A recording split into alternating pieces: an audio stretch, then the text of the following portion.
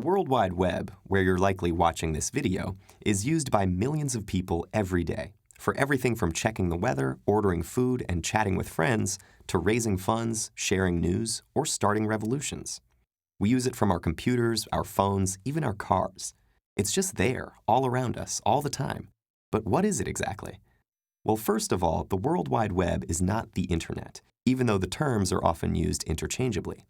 The Internet is simply the way computers connect to each other in order to share information. When the Internet first emerged, computers actually made direct calls to each other. Today, networks are all around us, so computers can communicate seamlessly. The communication enabled through the Internet has many uses, such as email, file transfer, and conferencing. But the most common use is accessing the World Wide Web.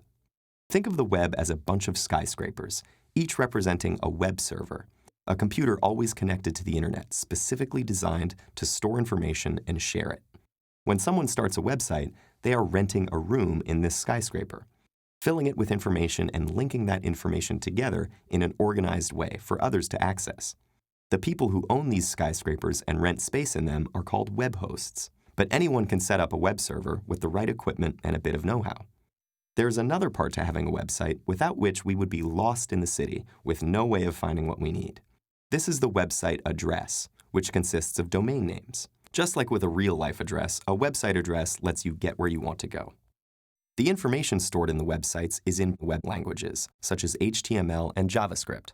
When we find the website we're looking for, our web browser is able to take all the code on the site and turn it into words, graphics, and videos. We don't need to know any special computer languages because the web browser creates a graphic interface for us. So in a lot of ways, the World Wide Web is a big virtual city where we communicate with each other in web languages, with browsers acting as our translators. And just like no one owns a city, no one owns the web. It belongs to all of us. Anyone can move in and set up shop. We might have to pay an internet service provider to gain access, a hosting company to rent web space, or a registrar to reserve our web address. Like utility companies in a city, these companies provide crucial services, but in the end, not even they own the web. But what really makes the web so special lies in its very name. Prior to the web, we used to consume most information in a linear fashion. In a book or newspaper article, each sentence was read from beginning to end, page by page, in a straight line until you reached the end.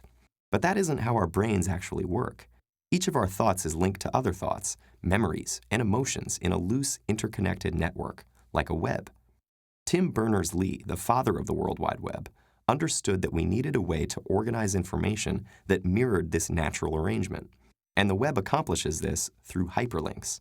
By linking several pages within a website or even redirecting you to other websites to expand on information or ideas immediately as you encounter them, hyperlinks allow the web to operate along the same lines as our thought patterns.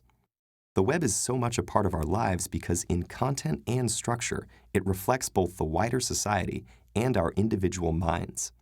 And it connects those minds across all boundaries, not only ethnicity, gender, and age, but even time and space.